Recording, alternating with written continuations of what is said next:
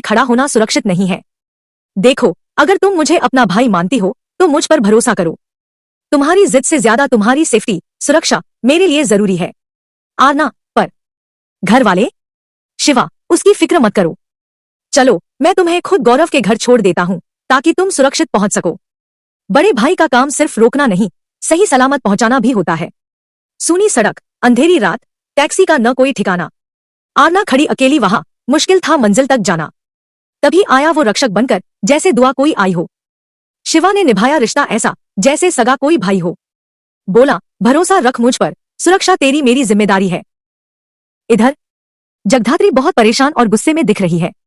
वह शरद को फोन लगाती है। जगधात्री फोन पर भारी आवाज में, जीजू, आपने ये क्या किया? मैं जानती हूँ आप गुंजन से प्यार करते हैं, लेकिन गुंजन की कस्टडी के लिए माया ताई को कोर्ट का नोटिस भेजना? क्या आपको अंदाजा है कि इस एक कदम से घर में कितनी बड़ी दरार आ जाएगी? शरद हैरानी और झटके के साथ, क्या क्या कह रही हो जगधात्री? कौन सा नोटिस? मैंने तो ऐसा कुछ सोचा भी नहीं, करना तो दूर की बात है। जगधात्री चौंकते हुए, क्या आपने नोटिस नहीं भेजा? लेकिन इस पर तो आपके वकील के दस्तखत और आपका नाम है। शरद घबराते हुए, नहीं जगधात्री, खुदा की कसम, मैं तो बस शांति चाहता हूं। मैं कोटक कचहरी के चक्कर में पड़कर रिश्तों को खत्म नहीं करना चाहता। यह किसी की बहुत गंदी साजिश है। जगधात्री की आंखों में चमक आती है। वह समझ जाती है कि यह किसी और का खेल है। जगधात्री मन में, अगर जीजू ने नहीं भेजा तो इसका मतलब है कि कोई और है जो इस घर की आग में घी डालना चाहता है। साक्षी मित्तल, ये तुम्हारी चाल है ना?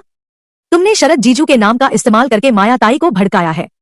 साक्षी की इस साजिश और जगधात्री की उलझन को इन पंक्तियों में देखिए। कलम किसी की, नाम किसी का, खेल बड़ा निराला है। साक्षी की इस गंदी चाल ने रिश्तों को मुश्किल में डाला है। शरद बेचारा अनजान खड़ा, तोहमत उसके सर आई है। जगधात्री की पारखी नजर ने साजिश नहीं ये पाई है। कस्टडी की उस नोटिस में नफरत का जहर भरा है। घर को तोड़ने की खातिर दुश्मन ने ये जाल बुना है। सच्चाई अब आएगी बाहर, जगधात्री जब हुंकार भरेगी। साक्षी की हर एक चालाकी अब मिट्टी में जा गिरेगी। यह ट्रैक साक्षी मित्तल को एक बेहद चतुर विलेन के रूप में स्थापित करता है। वह जानती है कि माया ताई को गुस्सा दिलाने का सबसे आसान तरीका गुंजन है। शरद को फंसाकर उसने दो शिकार किए हैं, एक तो शरद की छवि खराब की और दूसरा जगधात्री के लिए परिवार में मुश्किलें पैदा कर दी। अब जगधात्री के लिए चुनौती यह है कि वह बिना किसी ठोस सबूत के कैसे एसपी ठीक करेगी। इधर आरना धीरे से दरवाजा खोलती है। अंदर पूरी तरह अंधेरा है। सन्नाटा इतना गहरा है कि आरना की धड़कनें सुनाई दे रही हैं। वह मोबाइल की टॉर्च जलाती है। आरना घबराते हुए, गौरव, रिया, कोई है यहाँ? तुम लोग कहाँ हो? प्लीज डराओ मत मुझे। लाइट क्यों बंद है?